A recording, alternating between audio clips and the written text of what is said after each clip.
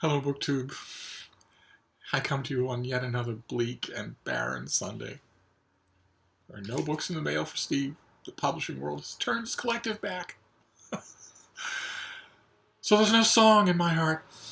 And I thought I would console myself by trying to stir one up with a new book tag. This one is called the Books and Song tag. It's appropriate enough. I was tagged by Devin at Indie Insomniac, who has to be the only booktuber I know who has who's not a raving egomaniac. He actually doesn't show himself on his videos when all the rest of us are posturing and preening left, right, and center. And through his channel, I discovered a whole bunch more booktubers that are great that I had missed. I want to make sure I name them, but I'll put the links below. Elizabeth Tyree from her channel by that name, the Booky Babe, Jordan at the Booky Babe, and Nash at the Book Bat. These are delightful, and I wouldn't have found them except through Devin. So thank you all very much. The tag is to associate. It's much like the books and memories tag. It's to associate books with music, certain pieces of music. It wasn't clear from the tag whether or not it was supposed to be a book that suggests a song or a song that suggests a book. Probably both. And Devin's suspicion was correct. I have a million such associations, and unlike a lot of book tags, because it's music, because music, goes straight to who we are. The very first thing we hear is the rhythmic beat of our mother's heart. Unlike a lot of tags, all the other tags that I've done on this channel, a great many of my first responses to this tag would be too personal to film. But I found, I'm not going to let that stop me, I found a bunch that I can film. And the first one I am not clear whether or not I'm supposed to lead with the book and go to the song or vice versa. So I'm just going to do a bit of both. And the first one I want to pick is Recents from this year, and it serves as a book recommendation as well. The book is Julia Ward Howe's The Civil War, or Elaine Showalter's biography of Julia Ward Howe, called The Civil Wars of Julia Ward Howe. A book about the woman who is now most famous for having composed the Battle Hymn of the Republic. All the verses of which I know, and all the verses of which were running through my head when I was reading the book. But I highly recommend the book. It's almost certainly, unless the autumn surprises me, it's going to be one of the best biographies I read this year. Let's see here. Number 2 is an absolute straight-up equation of book and song. It's a song called Moon Over Bourbon Street by Sting, and it's about the vampire Lestat. It's his song dramatizing the vampire Lestat. So you can't really hear it without hearing the other. My next one is an old memory. It's a memory of learning Gaelic from my grandfather and hearing from him the stories of the Táin, the great Irish myth, the ancient Irish myth of the cattle raid of Cooley. And there's a fantastic English translation by Kieran Carson. It's the Penguin Classic.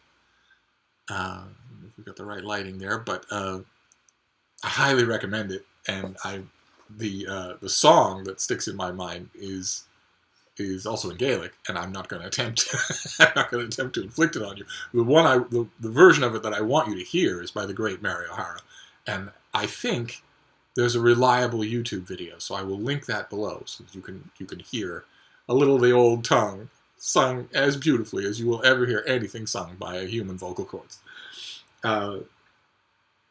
Let's see here. Next one, number 4, is Frankenstein, which I am studying this month. Critical reception and textual history and all that. But the song that comes to mind is the fault of an old friend of mine who pointed out to me that the great song from the Disney cartoon Mulan, I'll Make a Man Out of You, fits perfectly with Victor Frankenstein. And even though we both agreed at the moment that was just about the silliest thought 2 adults could ever have, I can't read the book now without hearing that song. The next one is also a Penguin classic. It's the autobiography of Ben Franklin, which I highly recommend.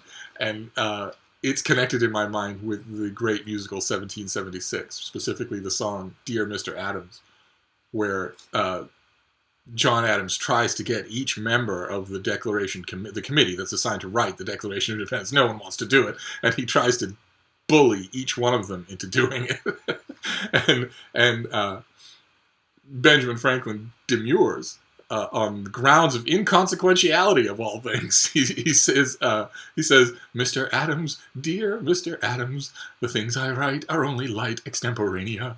I won't put politics on paper, it's a mania, so I refuse to use the pen in Pennsylvania."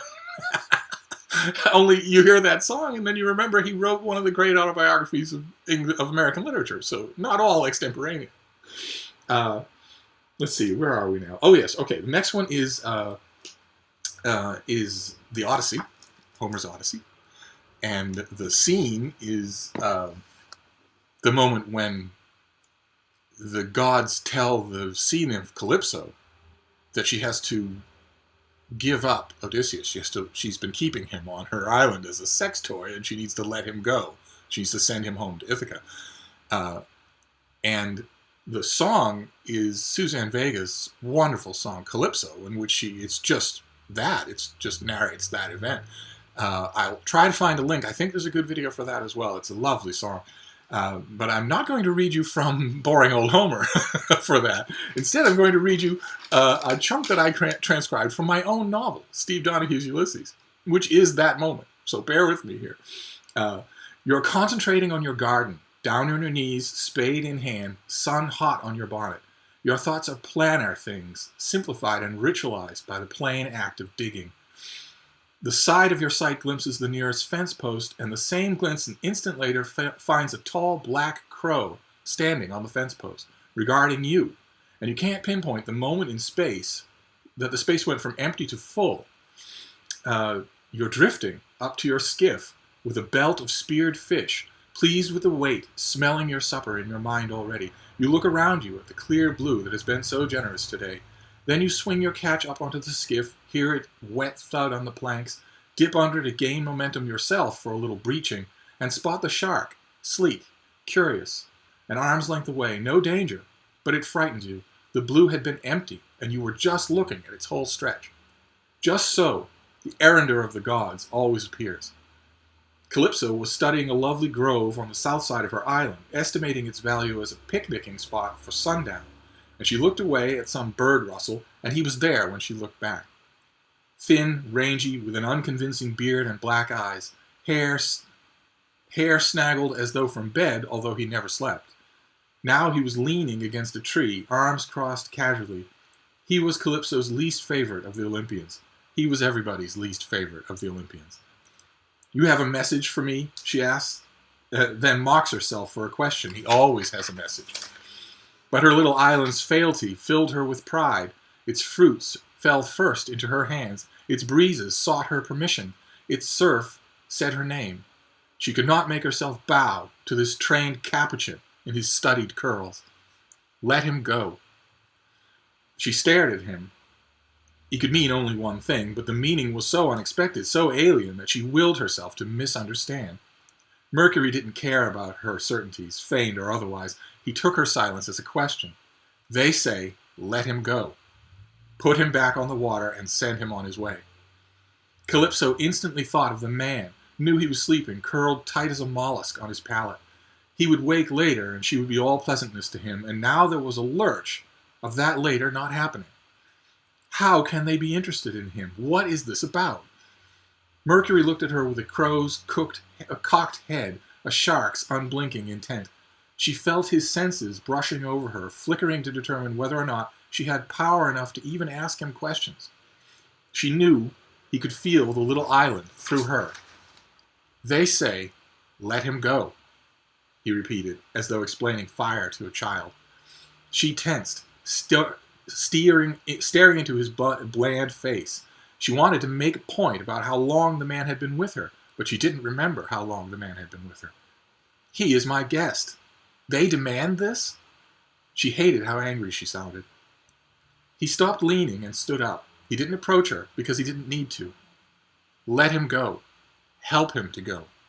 Or I stand aside and watch them pull you apart and spread you out on the beach. The gulls here defer to you, but they'll peck you clean just the same.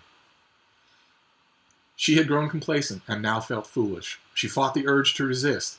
This lackey could take the man from her. She didn't have enough power to stop him. And his masters could dump out the ocean for 100 miles in all directions and hurl her island into the sun. There was no choice. There was never any choice when the errand boy showed up. She chose an empty gesture because it was the only kind of gesture left to her. Very well, I let him go. I do. My choice. She looked at a picnic grove she'd chosen, and when she looked back, the boy was gone, just a humoring chuckle hanging on the air. She turned back to where the man was sleeping, and she walked off to him across the stinging sand. That's from Steve Donahue's Ulysses. And that brings us to the last question, I believe. Yes, the last one, number 8, and the song that I chose goes along with this. A graphic novel of the JLA versus the Avengers. This is a 4-part miniseries made into a graphic novel and drawn by the great George Perez, in which the Justice League of America first fights and then teams up with the Avengers, Marvel and DC's 2 signature teams. And because it's all of these superhero characters all together, it of course reminds me of a song from the greatest musical of all time. A little ditty called We're All in This Together. Now that I've got that stuck in my mind, my Sunday is a little more pleasant. So thank you very much for tagging me, Devin. and thank you, BookTube.